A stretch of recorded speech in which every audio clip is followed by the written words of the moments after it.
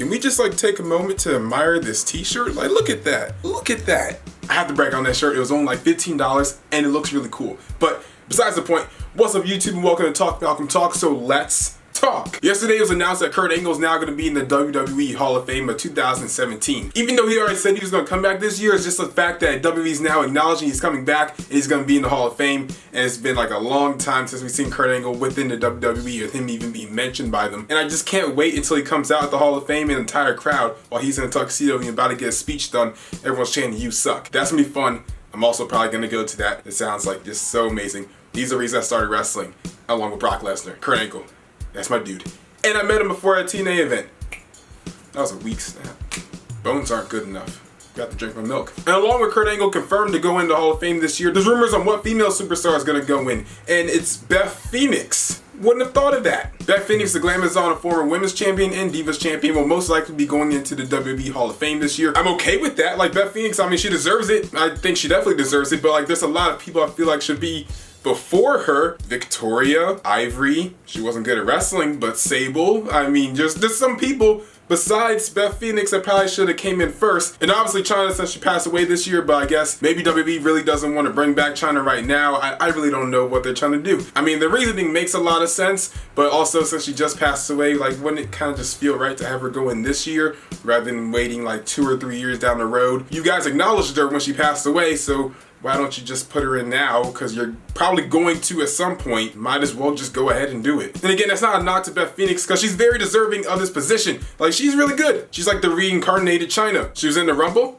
won the title, and had big arms. Sounds pretty close to me. So if she goes in, I mean, that's great. I would like to see Chyna go in first. Or at least Victoria. Where's she at? Ever since TakeOver Toronto, Mickie James signed a 3-year contract with the WWE, and she's supposed to be returning anytime now. So apparently that day is actually today. So if you are going to SmackDown tonight in Memphis, you got your money's worth. You got a women's steel cage, you probably got John Cena and AJ, and now you have the return of Mickie James on television. That ticket was definitely worth the money, especially front row people. They're probably gonna stick her in a La Luchador costume and she's gonna come out there and interfere. She's probably just gonna be heel and feud with Becky Lynch up until WrestleMania. I'm not really sure, but that actually sounds pretty good.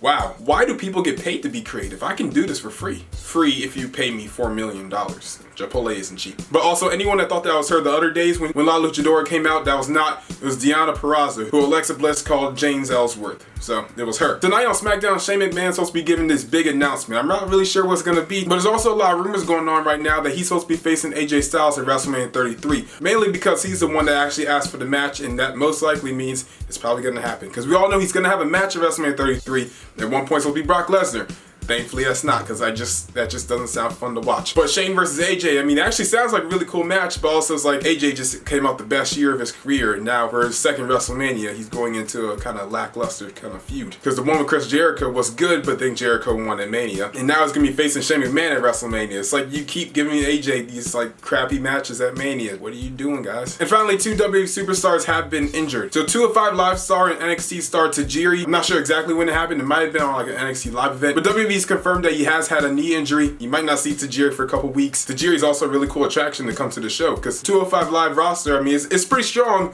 but like no one really knows who they are. So you have Tajiri, you have Neville, you have Austin Aries. Those are the guys that are going to help other people come watch because, well, they're the stars. And also Brian Kendrick. He's a star too. Another superstar is Darren Young. So he faced Epico on main event, and sometime during the live taping, he took a nasty fall into the apron, and he might have messed up somewhere between his arm and his shoulder. Based off what the crowd said on Twitter, it just does not sound good. It actually really sucks for a guy like Darren Young, because he's not really established on the main roster yet. For him to go out and have to come back in, this is gonna lower his stock even more. Darren Young is painfully underrated. The dude is actually really good. Like, actually watch his matches. Like, forget the fact that he's lower mid-card jobber status. Really watch him wrestle. The dude is actually really good. So while you're out, can you just like go on Twitter and like unblock me, Darren? I kind of get why Titus blocked me, but like you, I thought we were friends. And can you also tweet JBL to unblock me too? But yeah, guys, that is the video. I also want to mention we're at 2,599 subscribers, so I'm just gonna say in advance, because probably next time I upload, we'll probably hit it by then. So thank you for all 2,600 of you, especially you number 2,600. I'm gonna look you up, and that's what I'm gonna call you now. Next video, Mr. 2,600, you're getting a shout out. Make sure to like, comment, share, and always subscribe, and we out.